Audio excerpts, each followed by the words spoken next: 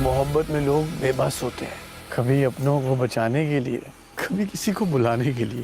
Drama serial गुलाम बादशाह और सुंदरी की नेक्स्ट एपिसोड में हम देखेंगे कि गुलाम की शादी सुंदरी से होने जा रही है और उसका निकाह है और उसी दिन बादशाह की भी मेहंदी होती है।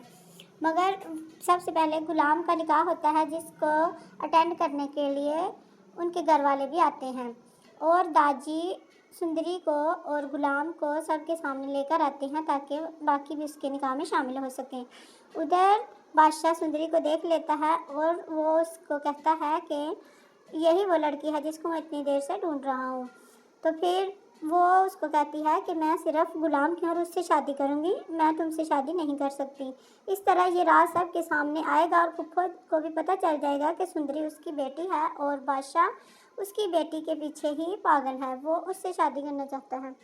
अब फैसला तो उन्होंने कर लिया है, क्योंकि अब दाजी जो है वो बादशाह की शादी किसी सूरत भी सुंदरी से नहीं होने देगा, क्योंकि वो सुंदरी को एक कम जात यानी कि घटिया ख़ानदान से समझता है कि जिनकी कोई वैल्यू नहीं और वो अपने बेटे का रिश्ता उसके साथ नहीं जोड़ना चाहता।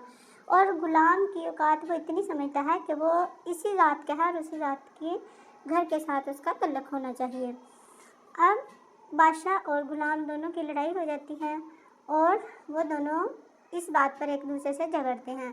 अब फुफ्फो ये सोचती है कि वो अब किसका साथ दे, क्योंकि वो अपनी बेटी की खुशियों को भी सामने रखती है और उसकी बेटी की खुशियाँ गुलाम के साथ हैं और वो गुलाम से शादी करना चाहती है। दादी ये बात सुनकर बहुत परेशान हो जाता है कि सुंदरी ही वो लड़की है जिसको बादशाह इतनी देर से तलाश कर रहा था, तो उसने बहुत बड़ी गलती की है कि बादशाह के सामने उसको लेकर आ गया है।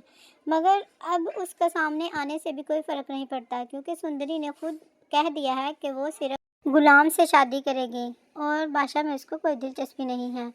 लेकिन गुलाम ये फ़ैसला सुंदरी पर छोड़ देता है और बादशाह को कहता है कि मोहब्बत में कोई ज़बरदस्ती नहीं चलती, अगर आप उसको हासिल कर सकते हैं तो कर लें, लेकिन उस पर कोई ज़ोर ज़बरदस्ती नहीं करनी। वो अपनी मर्ज़ी से जिससे चाहे शादी करे, मगर उसकी शादी फिर भी गुलाम से ही होकर रहेगी।